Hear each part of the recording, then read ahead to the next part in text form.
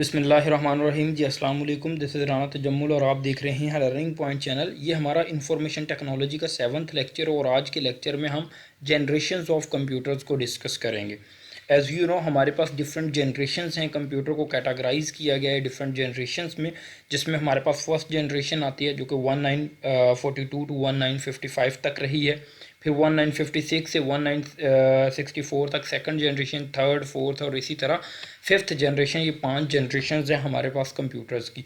तो इनको one by one हम डिस्कस करेंगे डिटेल में और इसके एडवांटेजेस भी देखेंगे और डिसएडवांटेजेस भी देखेंगे। जैसे कि फर्स्ट जनरेशन है, हमारे पास वैक्यूम ट्यूब था, इसके क्या डिसएडवांटेज थे और क्या एडवांटेज थे। सिमिलरली हमारे पास सेकंड जनरेशन को डिस्कस करेंगे जिसमें हमारे पास ट्रांजिस्टर्स आ जाते हैं, इसको भी डिस्कस करेंगे डिटेल में और साथ में मैं आपको एग्जांपल दे के समझाऊंगा अभी।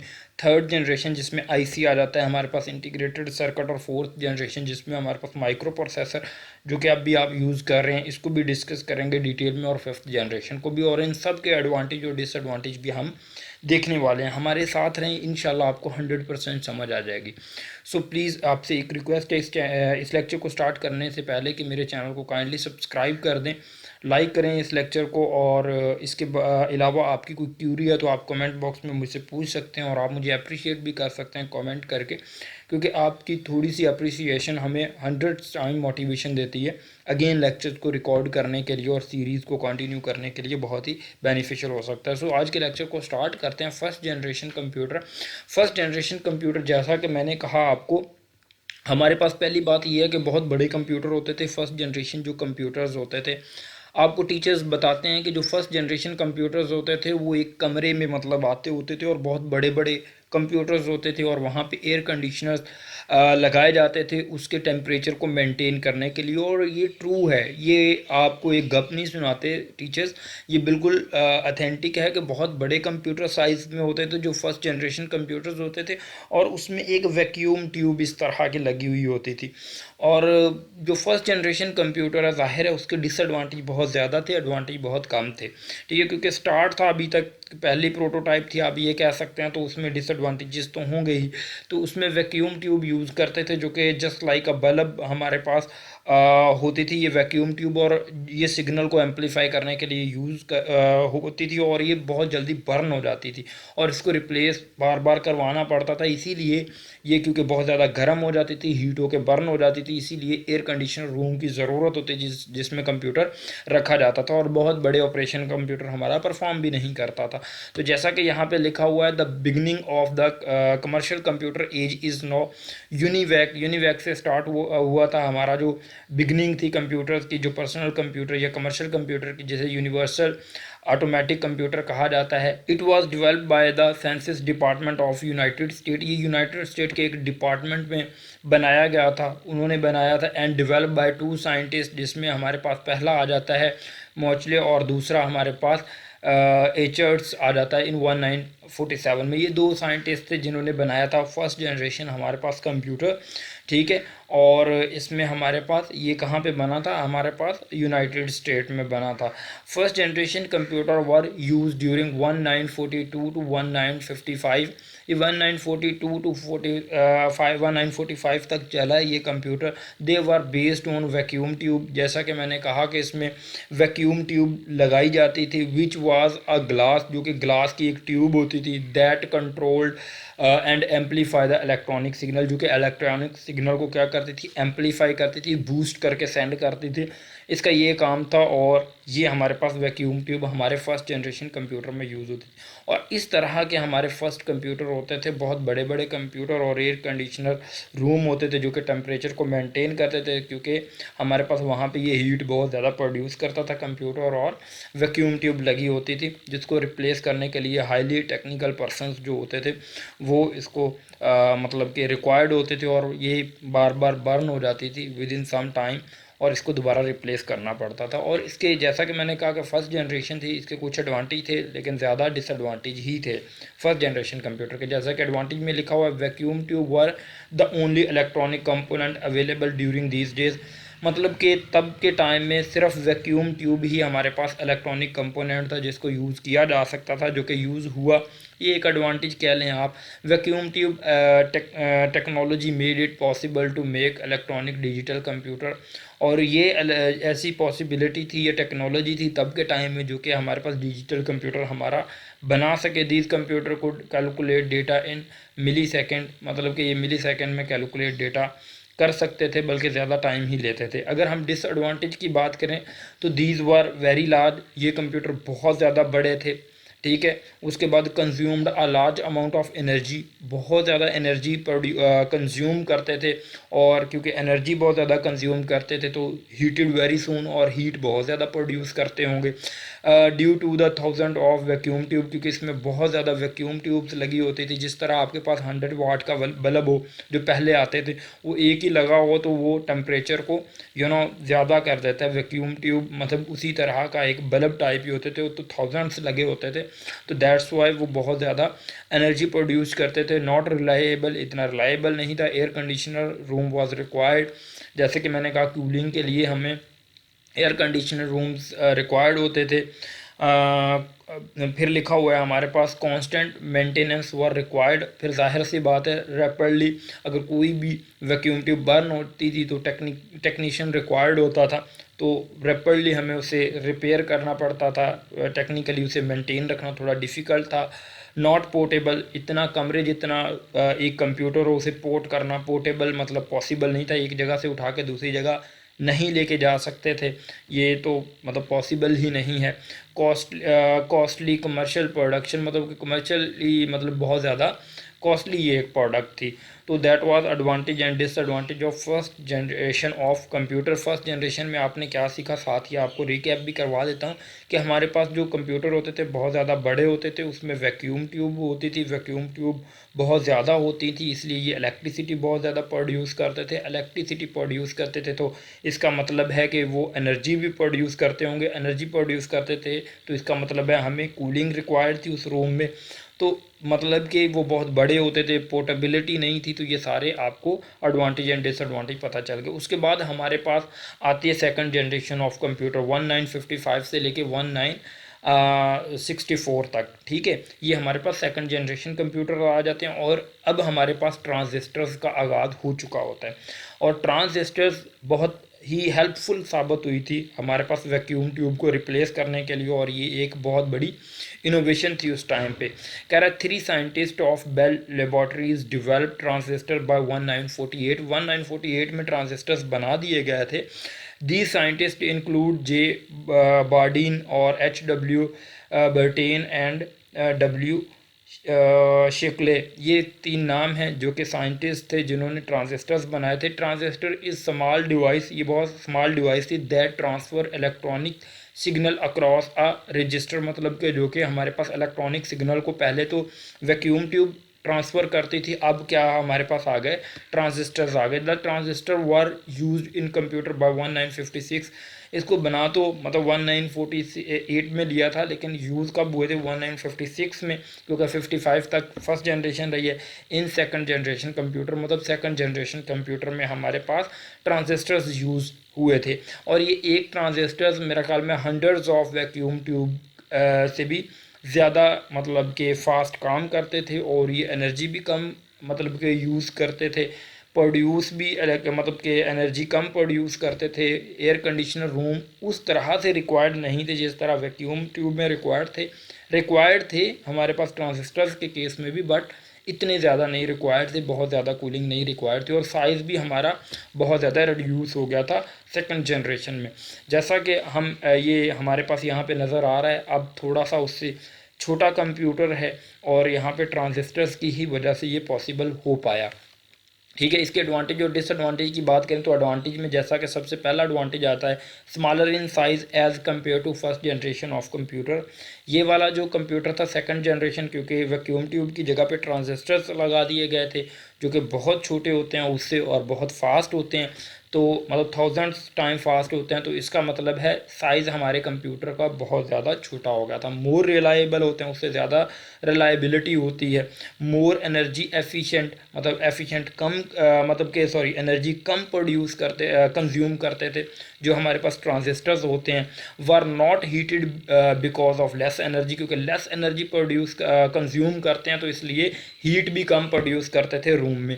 ठीक है, उसके बाद वाइडर कमर्शियल यूज़, ये ज़्यादा मतलब कि कमर्शियली यूज़ होने लगे और उसके लिए बेनिफिशियल भी थे क्योंकि साइज़ को रिड्यूस करते थे और बेटर थे।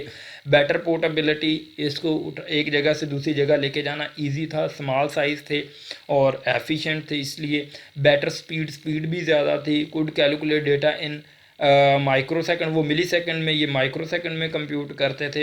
एक्यूरेसी इम्प्रूव्ड, और एक्यूरेसी भी इम्प्रूव्ड हुई थी। तो that was the advantages of second generation. और कुछ डिसएडवांटेज स्टिल अवेलेबल थे, जैसे कि air conditioning room was required still, क्योंकि ये भी एनर्जी तो कंज्यूम करते थे बट लेस। ठीक है, उसके बाद कांस्टेंट मेंटेनेंस वाज रिक्वायर्ड, इसमें भी रिक्वायर्ड थी हमारे पास मेंटेनेंस, बस उस बट फर्स्ट जनरेशन से कम रिक्वायर्ड थी। कमर्शियल वाज डिफ़िकल्ट, अभी कमर्शियली डिफ़िकल्ट था, इतना इजी नहीं था क्योंकि अभी इसका साइज स्टिल बड़ा था। Also only used for specific purpose के लिए ही यूज़ होते थे। कॉस्टली थे, नॉट वर्सटाइल, मतलब बहुत ज़्यादा यूज़ नहीं होते थे, वर्सटिलिटी कम थी, बहुत वर्स मार्केट में यूज़। अच्छा, उसके बाद हमारे पास punch card were used for input, इसमें पंच कार्ड यूज़ होते थे एज अ इनपुट देने के लिए। ठीक है, तो ये हमारी सेकंड जनरेशन थी। इसको अगर रीकैप करें तो हमारे पास जो है 1948 में हमारे पास ट्रांजिस्टर पे काम शुरू हुआ, बनाया गया और 158 में इसको कमर्शियली सेकंड जनरेशन कंप्यूटर का नाम देके यूज़ कर लिया गया। और हमारे पास transistor was the reason for second generation of computer, we can say that कि हमारे ट्रांजिस्टर की वजह से ही हमने सेकंड जनरेशन कंप्यूटर बनाया और इसने हमें बहुत ज़्यादा फ़ायदे दिए, जैसा कि यहाँ पे हमने देखा। अगर थर्ड जनरेशन कंप्यूटर की बात करें तो तब हमारे पास इंटीग्रेटेड सर्किट जो था ये आ चुका था, जिसको आईसी आप कहते हैं, और आज के टाइम पे बहुत ज़्यादा पॉपुलरली ये डिवाइस आप ठीक है ट्रांजिस्टर्स भी यूज़ होते हैं, लेकिन आईसी आपने सुना होगा मोबाइल में यूज़ होते हैं, हर एक बोर्ड पे आपके कंप्यूटर सिस्टम में भी आईसी बहुत ज़्यादा यूज़ होते हैं। तो हमारे पास Jack Kilby develop the integrated circuit, ये एक साइंटिस्ट आप कह लें जिसने इंटीग्रेटेड सर्किट इन 1958 में डेवलप किया था। ठीक है, और इसको जो है इम्प्लीमेंट 1964 में किया गया था और 1975 तक इसको यूज़ करते रहे थे हम आईसी को, इंटीग्रेटेड सर्किट को। An integrated circuit combined 3 electronic component into a small silicon disk, basically ये छोटी सी चिप बन जाती है सिलिकॉन की, जिसमें 3 इलेक्ट्रॉनिक्स जो है कि यूज़ की जाती हैं। Scientist later managed to fit every even more component on a single chip as semiconductor, मतलब एक सेमीकंडक्टर को यूज़ करते हुए उन्होंने सिंगल चिप पे तीनों चीज़ों को मैनेज कर दिया, जिससे आईसी को बनाया जाता है। Computer become ever smaller as a result, मतलब कि जैसे ही हमारे पास आईसी आए तो कंप्यूटर का साइज़ और रिड्यूस हो गया और कम हो गया, क्योंकि एक इंटीग्रेटेड सर्किट थाउजेंड्स ऑफ जो हमारे पास ट्रांजिस्टर्स थे उसके मुकाबले में हमारे पास काम करता है एक इंटीग्रेटेड सर्किट। तो ये बहुत ज़्यादा बेहतर था, more if we compared with the transistors. ठीक है, तो इसकी वजह से हमारे पास कंप्यूटर का साइज़ देखें बहुत ज़्यादा कम हो गया, बहुत ज़्यादा छोटा हो गया। और इसमें विंडो तो इंस्टॉल नहीं करते थे, तब डायरेक्ट हम हाई लेवल लैंग्वेज में ही काम करते थे, I think low level language में ही काम करते थे, आई थिंक सो। लेकिन साइज़ बहुत ज़्यादा रिड्यूस हो गया था एज़ कम्पेयर टू हमारे पास सेकंड जनरेशन। और इसके एडवांटेजेस की बात करें तो जैसा कि लिखा हुआ है smaller in size as compare to previous generation, मतलब सेकंड जनरेशन से ये स्मॉल हो गया था, तो ये एक एडवांटेज है। मोर रिलायबल, उससे भी ज़्यादा रिलायबल, लेस एनर्जी यूज्ड, इसमें एनर्जी बहुत ज़्यादा कम मतलब कि कंज्यूम होना शुरू हो गई, मतलब कि कम कंज्यूम करता था। Practised less heat as compare to previous generation of computer, मतलब सेकंड जनरेशन से भी हीट कम प्रोड्यूस करता था क्योंकि एनर्जी कम यूज़ करता था। अच्छा, टोटली जनरल पर्पस कंप्यूटर बन चुका था ये, totally could be used for high level languages, और इसमें मज़े की बात है हाई लेवल लैंग्वेजेस भी यूज़ होना शुरू हो गई थी। स्टोरेज भी था इसमें, वर्सटाइल एज एक्सटेंडेड, मतलब सेकंड जनरेशन से ज़्यादा यूज़ होना शुरू हो गया कमर्शियली। बेटर एक्यूरेसी भी इम्प्रूव होगी, कमर्शियली इंक्रीज्ड हो गई ये वर्जन, मतलब कि कमर्शियली ज़्यादा यूज़ होना शुरू हो गया। डिसएडवांटेज अगेन कमर्शियल, मतलब कि एयर कंडीशनर रूम रिक्वायर्ड थे, हीट होता था, स्टिल हीट होता था, बट एज़ कम्पेयर टू कम था, लेकिन ये एक डिसएडवांटेज में आता है। अच्छा, high sophisticated technology is required for the manufacturing of IC chip. जाहिर सी बात है आईसी चिप को बनाने के लिए टेक्नोलॉजी, सोफिस्टिकेटेड टेक्नोलॉजी की ज़रूरत पड़ती थी, तो ये एक डिसएडवांटेज था। अगर हम बात करें फोर्थ जनरेशन की, तो फोर्थ जनरेशन कंप्यूटर हमारे पास इन्होंने हमारी ज़िंदगी को बदल दिया, और आज हम फोर्थ जनरेशन कंप्यूटर की वजह से ही अपने सिस्टम्स को यूज़ कर रहे हैं, जिसमें हमारे पास जो आपके पास प्रोसेसर चिप है ये हमारे पास आई थी, और ये इंटीग्रेटेड सर्किट के बाद हमारे पास एक चिप जो कि प्रोसेसर जिसको आप कहते हैं, जो कि इंटेल के बहुत ज़्यादा यूज़ होते हैं प्रोसेसर्स, और आपके सिस्टम में भी सेलेरॉन या इंटेल का प्रोसेसर लगा हुआ होगा। तो ये प्रोसेसर जो है, इसकी वजह से हमारे पास जो पर्सनल कंप्यूटर हैं, ये जो आप यूज़ करते हैं, इनमें यही जो हमारे पास चिप लगी होती है जिसको आप प्रोसेसर कहते हैं, और इसने हमारे कंप्यूटर्स को thousands and millions time faster कर दिया था, और इसके बहुत ज़्यादा बेनिफिट थे। In this generation micro processor were used is a small chip containing thousands of IC unit, मतलब कि इंटीग्रेटेड सर्किट को ही हम थाउजेंड्स ऑफ इंटीग्रेटेड सर्किट एक चिप पे लगा के उसको हमने माइक्रो प्रोसेसर का नाम दे दिया था। और ये एक छोटी सी चिप है जो कि मेरे ख्याल में 2 इंच बाय 2 इंच आप कह सकते हैं, 2x2 की ये एक चिप होती है जो कि कंप्यूटर में लगी होती है, और ये बहुत ही ज़्यादा रेवोल्यूशनरी हमारे लिए साबित हुई। It greatly reduce the size of the computer, इसने कंप्यूटर के साइज़ को बहुत ज़्यादा रिड्यूस कर दिया था। और ये जो आप कंप्यूटर, ये हमारे पास फोर्थ जनरेशन का कंप्यूटर है, और फिर वक्त के साथ साथ इम्प्रूवमेंट होती गई, और आप जो कंप्यूटर यूज़ कर रहे हैं this is actually fourth generation of computer, right. इसके एडवांटेज देखें तो बहुत ज़्यादा एडवांटेज ही एडवांटेज है, जैसा कि फर्स्ट जनरेशन कंप्यूटर के डिसएडवांटेज थे, लेकिन इसके एडवांटेज ही एडवांटेज है। ये हमारे पास वेरी स्मॉल इन साइज़, बहुत छोटा है, लेस पावर कंजप्शन है, लेस हीटेड जनरेटेड है, large fan for heat discharge and दस टू कीप कूल, मतलब इसमें एक फ़ैन लगाया जाता है जो कि हमारे पास कूल रखने के लिए सिर्फ एक पंखे की ज़रूरत होती है। एयर कंडीशनर जो रूम है इसको रिक्वायर्ड नहीं होते। आपके सिस्टम में भी एक फ़ैन लगा होगा। Best speed to read instruction आए 1 मिली सेकेंड, आप यहाँ पे लिखा होगा 1 मिली सेकेंड में ये मतलब कि जो बहुत ज़्यादा इंस्ट्रक्शंस को रीड करके उसको हमारे लिए रिज़ल्ट को प्रोड्यूस करता है। Reliable and powerful, totally general purpose था। कमर्शियल प्रोफिकेशन, आप यहाँ पे वर्ड लिखा हुआ हो सकता है यहाँ पे वर्ड कुछ और हो, इस स्लाइड में थोड़ी मिस्टेक है आई थिंक सो। तो कमर्शियली बहुत ज़्यादा मतलब कि यूज़ हो रहा था, ठीक है। तो that was the advantages of fourth generation computer, और फोर्थ जनरेशन कंप्यूटर में हमारे पास बहुत ज़्यादा एडवांटेजेस हैं, ठीक है। और अगर डिसएडवांटेज की बात करें तो high sophisticated technology is required to manufacturing. जाहिर सी बात है अगर इतनी छोटी चिप पे थाउजेंड्स ऑफ आईसीज़ को आपने एम्बेड करना है तो आपके पास बहुत सोफिस्टिकेटेड टेक्नोलॉजी की ज़रूरत होगी कि एक भी ये जो वायर छोटी सी नज़र आ रही है आगे पीछे हो गई या ऊपर नीचे हो गई तो हमारे पास हमारा सिस्टम बर्न हो सकता है। तो that was the fourth generation of computer, और जो आज के दिन हम यूज़ कर रहे हैं। अगर हम बात करते हैं फिफ्थ जनरेशन कंप्यूटर की, तो ये प्रेजेंट मतलब कुछ यूज़ हो रहे हैं और कुछ आने वाले वक्त में यूज़ होंगे। जैसे कि scientist are now working on the fifth generation of computer using recent engineering advancement या एडवांसेस को यूज़ करते हुए वो फिफ्थ जनरेशन पे काम कर रहे हैं। Computer can understand spoken word instruction and imitate human reasoning, मतलब कि वो ह्यूमन जैसे करेगा, उसके बिहेवियर को वो कैप्चर करेंगे जो 5th जनरेशन के कंप्यूटर जिसको आर्टिफिशियल इंटेलिजेंस आप कहते हैं और आज यूज़ हो रहे हैं। ये बहुत पुरानी किताब लिखी हुई है, तब आई थिंक सो इतना ज़्यादा ट्रेंड नहीं था। अब तो एआई ने सारा कुछ चेंज करके रख दिया और बहुत ज़्यादा 5th जनरेशन यूज़ हो रही है। तो this was all about the generations of computer. I hope guys आपको समझ आई होगी इन सारी जनरेशन्स के जो कि आज के लेक्चर्स में हमने समझी हैं, फर्स्ट, सेकंड, थर्ड और 5th जनरेशन कंप्यूटर। तो आपको समझ आ गई होगी इनकी। जैसा कि हमने फर्स्ट जनरेशन कंप्यूटर में वैक्यूम ट्यूब देखी, दूसरी जनरेशन जो सेकंड जनरेशन है इसमें हमने ट्रांजिस्टर्स देखे, थर्ड जनरेशन में आईसी इंटीग्रेटेड सर्किट देखा, फोर्थ जनरेशन में माइक्रो प्रोसेसर देखा। तो ये सारी की सारी जनरेशन्स आपको याद हो गई होंगी। ये जो चीज़ें हैं याद करने वाली ये मैंने बता दी, इनको याद कर लें और इसी तरह इसके एडवांटेज डिसएडवांटेज आपको ऑटोमेटिकली आते रहेंगे अगर एक दफ़ा दो दफ़ा आप मेरे लेक्चर को देख लेंगे। तो आई होप मैंने आप लोगों के लिए बहुत ज़्यादा देखें एफ़र्ट की है और आपने मेरे चैनल को सब्सक्राइब कर दिया होगा, इस वीडियो को लाइक कर दिया होगा और एक अच्छा सा कमेंट करें। Thank you so much for watching this lecture. अल्लाह हाफिज़। प्लीज़ इस लेक्चर को शेयर करें ताकि मल्टीपल लोगों का फ़ायदा हो सके। मैं आप लोगों के लिए लेक्चर बनाता हूँ ताकि आप लोगों का फ़ायदा हो।